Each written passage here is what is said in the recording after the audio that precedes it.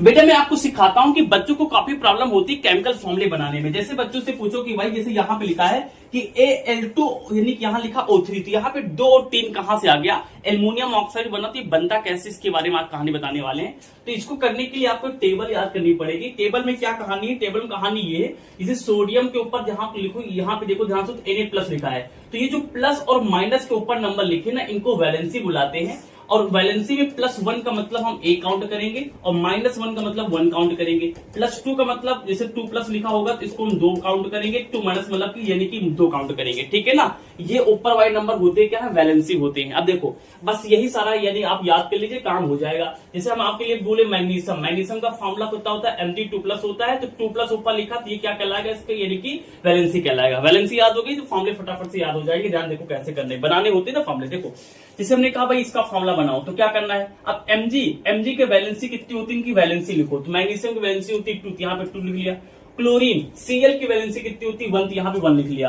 अब कुछ नहीं करना, क्रॉस मल्टीप्लाई करना, इसको इधर भेजना, इसको इधर भेजना। Mg के पास 1 भेज देंगे, तो एक बात ध्यान रखना कि 1 नहीं लिखा जाता, तो 1 छोड़ देंगे और इसको पास बुलाएंगे, Cl ले आए और 2 को इधर भेजेंगे। तो ध्यान रखना ये जो वैलेंसी वाले नंबर है ना, इसको हमेशा नीचे लिखा जाता है, तो Cl के नीचे लिख देंगे हमारे पास क्या 2, तो MgCl2 बन जाएगा। मजा आ गया। अब एल्युमिनियम की वैलेंसी कितनी होती है भाई, एल्युमिनियम वैलेंसी होती है 3 और ऑक्सीजन की होती है 2। अब इसको क्रॉस मल्टीप्लाई, इसको इधर भेजेंगे, इसको इधर भेजेंगे, यानी कि एल्युमिनियम लिख लेंगे। अब एल्युमिनियम के पास में आ जाएगा 2 और ऑक्सीजन लिखेंगे, इसके नीचे कितना आ जाएगा हमारे पास 3 आ जाएगा, ठीक है भाई। कैल्शियम की वैलेंसी कितनी होती है देख के बताओ, कैल्शियम होती है 2, ऑक्सीजन भी कितना होता है 2। अब ध्यान दो, अगर यहाँ वाले जो नंबर है यानी जो वैलेंसी वाले नंबर है, अगर वो एक ही टेबल से कट जाए तो काट भी देना, तो 2 से ये कट जाएगा, एक बचेगा, तो एक लिखते नहीं, तो सिंपल लिख लो Ca और A, Ca और O यानी कैल्शियम ऑक्साइड हो जाएगा, ठीक है।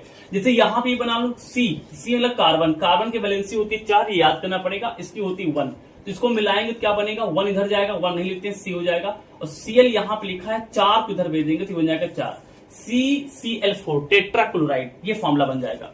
यहाँ भी कुछ देख लो, जैसे हमने कहा कैल्शियम और इसको जोड़ना है, तो कैल्शियम होता है 1, ये होता है कैल्शियम होता है 2 और ये होता है हमारे पास 1, मिलाएंगे तो 1 इधर भेजेंगे तो Ca आ जाएगा और OH यहाँ पे पूरा पूरा लिख लेंगे। अब 2 इधर आएगा, अब यहाँ पे 2 चीजें, तो ब्रेकर लगा के क्या करेंगे 2 भेजेंगे, बन जाए कैल्शियम हाइड्रोक्साइड।